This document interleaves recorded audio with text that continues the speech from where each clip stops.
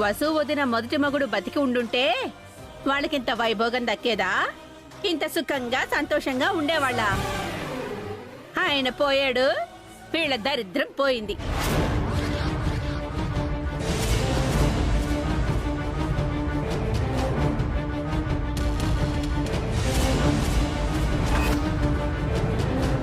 దమయంతి, ఆపుతావా? Just stop it. నిజంగా నువ్వు దేవుడు అన్నయ్యా. ఈవిడ గారి కొడుక్కి కొత్త జీవితం ఇచ్చావు. లేదంటే వీధుల్లో పడి అడుక్కు తినేవాళ్ళు.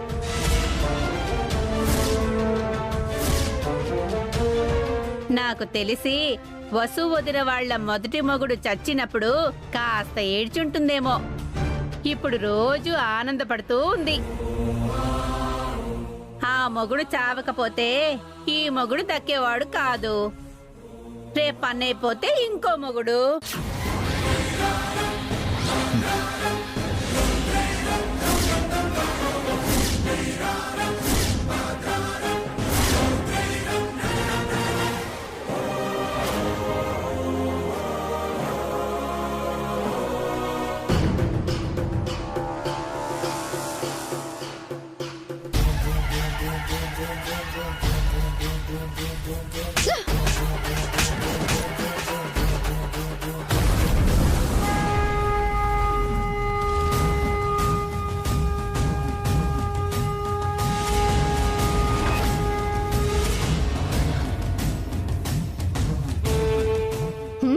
నన్నే కొడతావా? ఇంకొక మాట మాట్లాడితే చంపేస్తాను. చూసావమ్మా, నీ కళ్ళ ముందే నీ కూతుర్ని నీ కోడలు కొట్టింది. భాస్కర్ అన్నయ్య, అభి అన్నయ్య, వసు వదిన దౌర్జన్యం చూసారా? రే తమ్ముడు, ఈ దుర్మార్గం చూసావా? సుమంగళి అత్త, పావని వదిన, చాటి ఆడదానిపై జరిగిన దాడి చూసారా? నోర్మల్. ఆడపిల్లల ప్రవర్తించావా నువ్వు? వసు నిన్ను కొట్టకపోతే ఆ పని నేను చేసుండేదాన్ని. అమ్మా, నువ్వు నా కూతురు అయినందుకు నాకు సిగ్గుగా ఉందే. వసుని ఎంత మాట అన్నావు దమయంతి? అనే ముందు ఆలోచించవా? ఈ ఇంటి ఆడపడుచైనంత మాత్రాన అలా అనే హక్కు ఉందా నీకు? భర్త చనిపోవాలని ఏ భార్య కోరుకోదు దమయంతి. నీ భర్త నిన్ను వదిలేసి వెళ్ళినందుకే నువ్వింత బాధపడుతున్నావే, అలాంటిది నువ్వు వసుని బాధ పెట్టొచ్చా? అనకూడని మాటలని చాలా పెద్ద తప్పు చేసావు దమయంతి. తను వసుంధర కాబట్టి ఓపిగ్గా నిన్ను భరించి కొట్టి వదిలేశారు. తన స్థానంలో వేరే ఎవ్వరున్నా ఈ పార్టీకి నిన్ను మెడబట్టి ఇంట్లో నుంచి బయటికి గెంటేసేవాళ్ళు.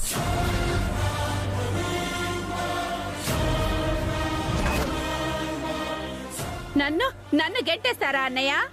ఆడపిల్లలకు పుట్టింటి మీద ప్రేమ మమకారం ఉండాలి. అన్నదమ్ముల భార్యల మీద అసూయ ద్వేషం ఉండకూడదు. అది కాదన్నయ్య, వసు వదిన మొదటి మొగుడు బతికే ఉండుంటే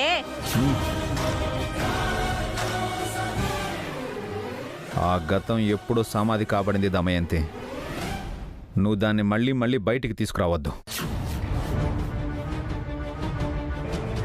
వసు గారికి నేను, ఈ ఇల్లు, కుటుంబం తప్ప వేరే ఏమీ లేదు. తన భర్త నేనే, బన్నీ తండ్రిని నేనే. మరోసారి ఈ ప్రస్తావన తీసుకురావద్దు.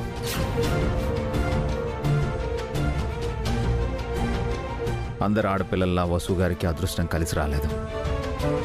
వసు గారి వల్లే ఈ కుటుంబం అంతా కలిసి ఉంది.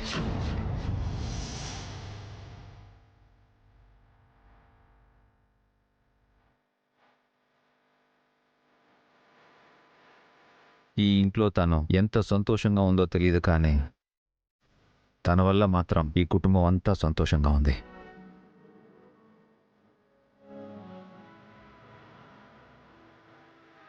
నీకు మళ్ళీ మళ్ళీ చెప్తున్నాను, చెప్పించుకునే పరిస్థితి నువ్వు తెచ్చుకోవద్దు. వసు గారు, బన్నీకి టాబ్లెట్స్ వేసే టైం అయింది, తీసుకెళ్ళండి. పద బన్నీ.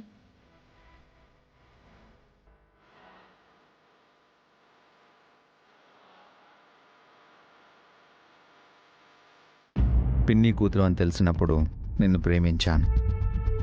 అమ్మ కూతురు అని తెలిసాక కూడా ప్రేమిస్తున్నాను. ఆ ప్రేమని అలాగే కాపాడుకోదామైంతే. అదే నిన్ను కాపాడుతుంది.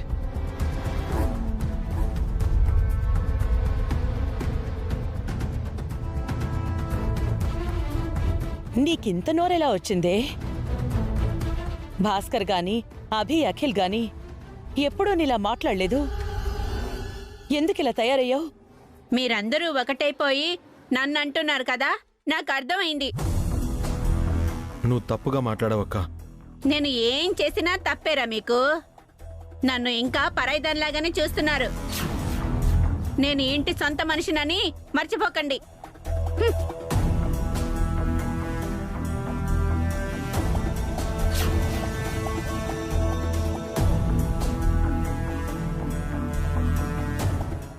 ఈ దమయంతితో ఓసారి మాట్లాడాలి.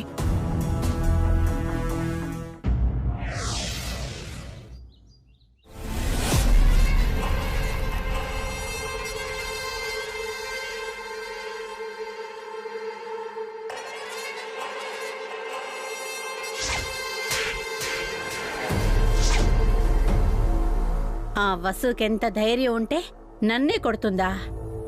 ఇంటి ఆడపడుచు మీద చేయి చేసుకుంటుందా? వదిలేయమ్మా, నువ్వు నోరు చేసుకున్నావు, అత్తయ్య చేయి చేసుకుంది, సరిపోయింది. ఏయ్, నేను అది ఒకటేనంటే అది ఎక్కడో బయట నుంచి వచ్చింది. నేను ఈ ఇంటి మనిషిని. నువ్వు బన్నీ గురించి అలా మాట్లాడటం తప్పు కదా. ఏంటి తప్పు? ఆ బన్నిగాడికైతే లక్షలు ఖర్చు పెడతారు. నేను నీకోసం కిట్టుగాడి కోసం 1,00,000 రూపాయలు అడిగితే ఇవ్వరా? ఈ ఆస్తిలో మనకి భాగం ఉంది. బన్నీకి ఊరికే ఖర్చు పెట్టలేదు కదా. పాపం వాడికి యాక్సిడెంట్ అయింది, ట్రీట్మెంట్ కోసం ఖర్చు పెట్టారు. నువ్వు కూడా వాళ్ళలాగే మాట్లాడకు. మనం ఇలా ఆలోచిస్తే మన చేతికి చిప్పే మిగులుతుంది. ఆస్తుల గురించి కాకుండా మనుషుల గురించి మాట్లాడమ్మా. నోర్ముయ్, నాకు తల పగిలిపోతుంది. వెళ్ళి వేడిగా కాఫీ తీసుకొనిరా.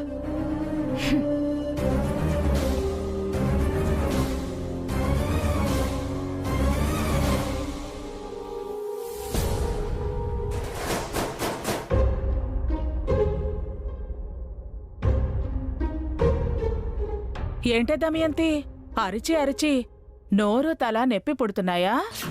నన్ను వెటకారం చేయడానికి వచ్చావా? జోగి జోగి రాసుకుంటే బూడిద రాలుతుందని నిన్ను వెటకారం చేస్తే నాకేం వస్తుంది? మరి ఇన్నాళ్ళు గొడవ పడ్డావు కదా. ఏదో కాసేపు ఎంటర్టైన్మెంట్ తప్ప నాకేం బెనిఫిట్ లేదు.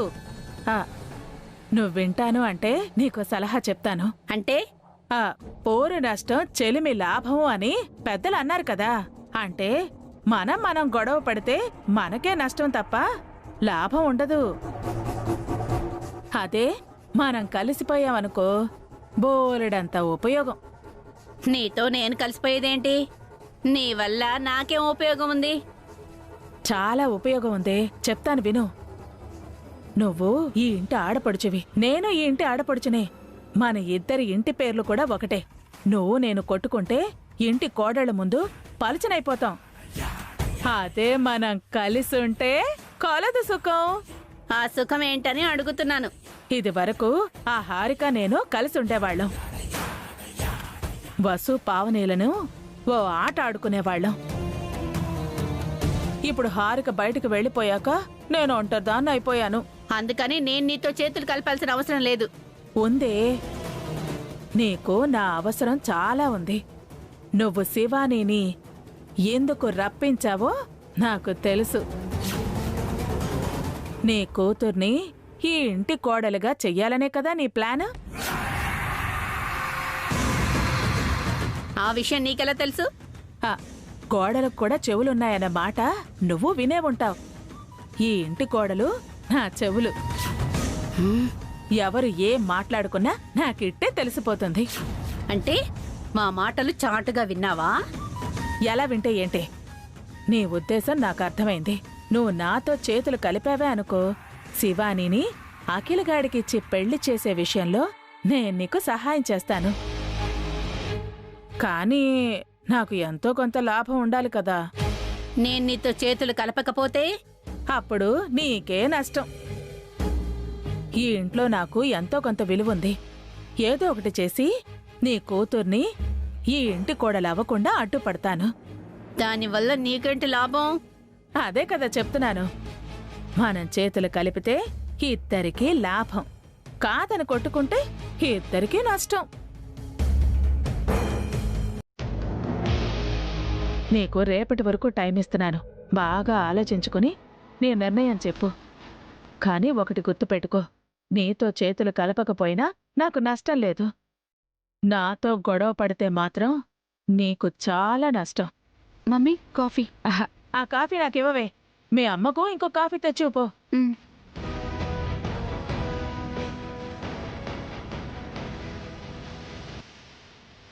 అత్తతో చేతులు కలపడం మంచిదా, కలపకపోవడం మంచిదా?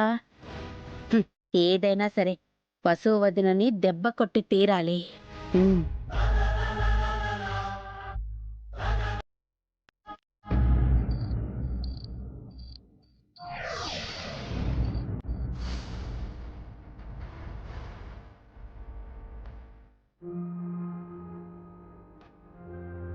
నీ నుంచి నీ కొడుకును ఒకరు దూరం చేయబోతున్నారు.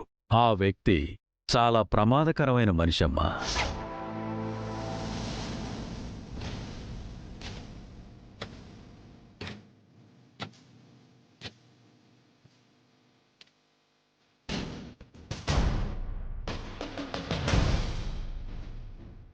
వసుగారు,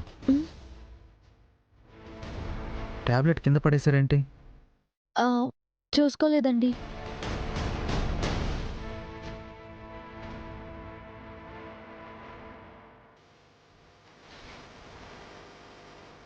ఏమైంది మమ్మీ? ఏం లేదు బన్నీ. కళ్ళు మూసుకుని పడుకో. నేను బానే ఉన్నాను మమ్మీ, నువ్వు టెన్షన్ అవ్వకు. డాడీ, మమ్మీకి కాస్త ధైర్యం చెప్పండి. డెఫినెట్లీ బన్నీ. నువ్వు ఫస్ట్ రెస్ట్ తీసుకో బన్నీ. పడుకో. పడుకో. రెస్ట్ తీసుకో.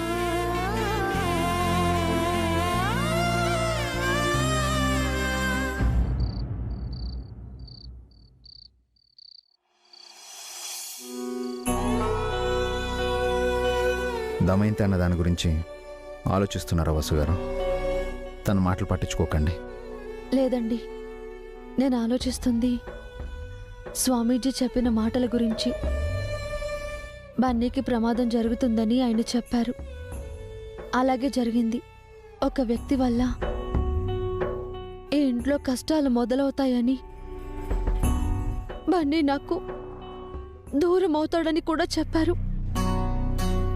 అది కూడా జరుగుతుందని భయంగా ఉందండి. అలా జరగదండి. ఇది జరిగింది కదా.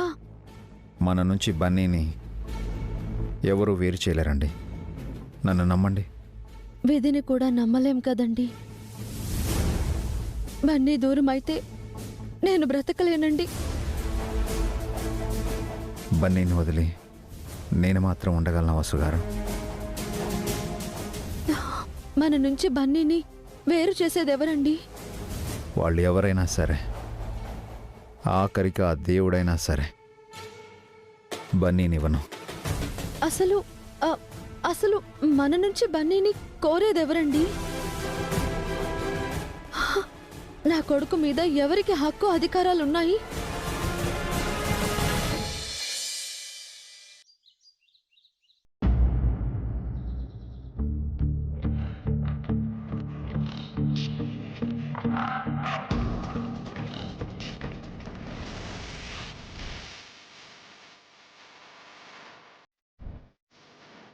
Good morning ma'am.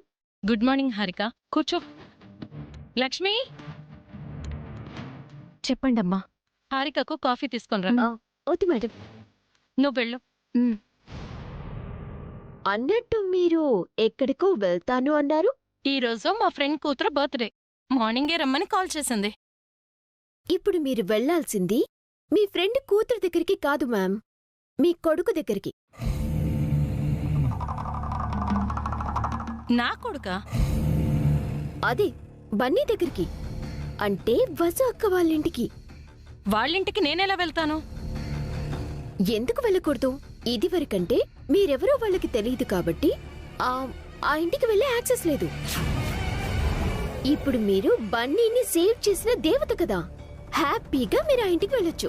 Correct Harika, నువ్వు నాకంటే ఫాస్ట్గా ఉన్నావు. ఈ రోజే నేను వాళ్ళ ఇంటికి వెళ్ళి బన్నీని చూసే వంకతో ఆ ఇంట్లో వాళ్ళందరినీ ఒక చూపు చూసొస్తాను. బట్ కేర్ఫుల్ మ్యామ్, మీ మీద అక్కడ ఎవరికి డౌట్ రాకూడదు, ముఖ్యంగా అభిభావకి వసు అక్కకి. ఏ వాళ్ళంత స్పెషలా? వాళ్ళు డేంజరస్. వాళ్ళ కళ్ళు ఎక్స్రేలు, చూపులు స్కానర్లు. మీ మీద వాళ్ళకి చిన్న డౌట్ వచ్చినా మీరట్నుంచట్టే జైలుకు వెళ్తారు. అంత బిల్డప్ ఇస్తున్నావేంటి హారిక? ఆ ఇంట్లో నేను చాలా ఎక్స్పీరియన్స్ చేశాను మేడం. వాళ్ళు ఎంత మంచి వాళ్ళు, తేడా వస్తే అంత చెడ్డవాళ్ళు. వాళ్ళని తట్టుకోవడం చాలా కష్టం. నీకు వాళ్ళ గురించి మాత్రమే తెలుసు, నా గురించి నీకు తెలీదు. నా చూపుని, నా మాటని, నా కదలికల్ని అంత ఈజీగా ఎవ్వరూ క్యాచ్ చేయలేరు. మీ సేఫ్టీ కోసం చెప్పాను ma'am. It's okay Harika, thank you so much. ఆ ఇంటికి వెళ్ళి బన్నీని కలిసి ఆ ఫ్యామిలీని పరిచయం చేసుకోమని మంచి ఐడియా ఇచ్చావు. No mention ma'am.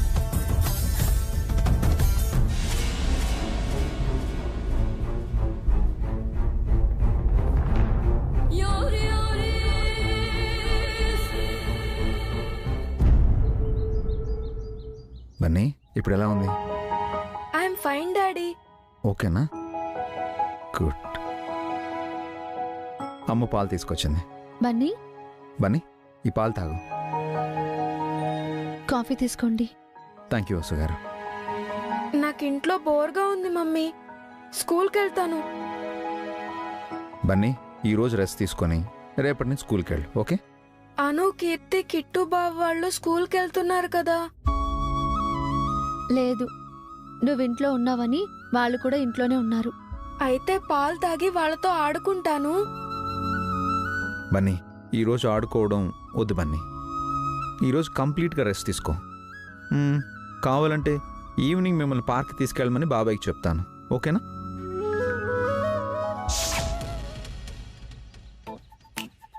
బావా, నా డ్రెస్ ఎలా ఉంది? నా డ్రెస్ ఎలా ఉంది మావయ్య?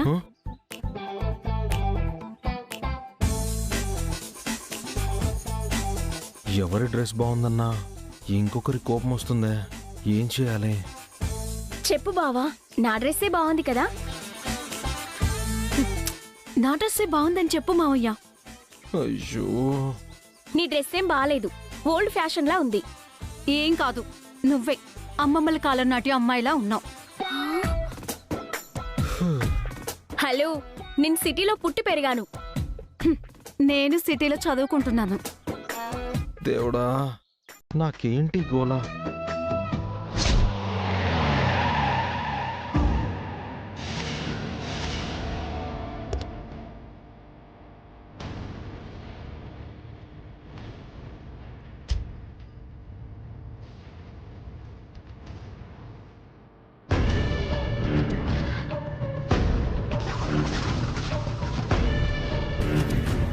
ఎవరు బావా ఆవిడ?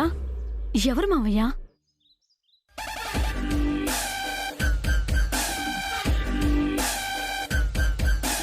నమస్తే మేడం, మీరు మా ఇంటికి? బన్నీని చూడాలనిపించింది. బన్నీ ఇంట్లోనే ఉన్నాడు మేడం, వెళ్దాం పదండి. ఓకే. రండి మేడం.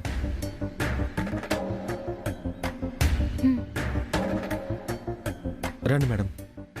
అమ్మా, అన్నయ్య, వదినా, అందరూ రండి. శ్యామల గారు వచ్చారు. పర్లేదు, నా మొగుడి మొదటి పెళ్ళం మంచి ఇంట్లోనే సెటిల్ అయిపోయింది. మేడం కూర్చోండి. అన్నయ్య, ఇవిడ శ్యామల గారు అన్నయ్య. మన బన్నీని కాపాడింది ఈ మేడమే. చాలా థ్యాంక్స్ అండి. టైంకి మా బన్నీని హాస్పిటల్కి తీసుకొని వెళ్ళారు. మీరు లేకపోతే మా బన్నీకి ఏమైపోయేదోనండి. దేవతలా కాపాడారు. అయ్యో, పసిపిల్లలు దేవుళ్ళలాంటి వాళ్ళు. వాళ్ళని కాపాడటం అంటే ఆ దేవుడికి పూజ చేయటమే. మంచి మాట చెప్పావమ్మా, కూర్చోమ్మా. బన్నీని చూద్దామని వచ్చాను. అను, కీర్తి, అన్నయ్యని మమ్మీని డాడీని పిలుచుకొని రండి. ఇది దేవత కాదు, దయ్యం. అనవసరంగా ఆ బన్నీగాడిని కాపాడింది. ఈ బన్నీగాడికి ఊరంతా బంధువులున్నట్టున్నారు. ఎవరో ఒకరు వాణ్ణి కాపాడటమే. అంత టైం లేదు బన్నీ. మమ్మీ డాడీ, నీకోసం ఎవరో వచ్చారు. ఎవరో ఏంటి? పద.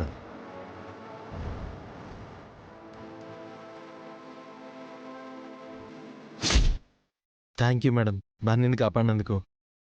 నమస్తే అండి. నమస్తే అండి. మీరా బన్నీని చూడ్డానికి వచ్చారంటే ఇంకెవరో అనుకున్నాము.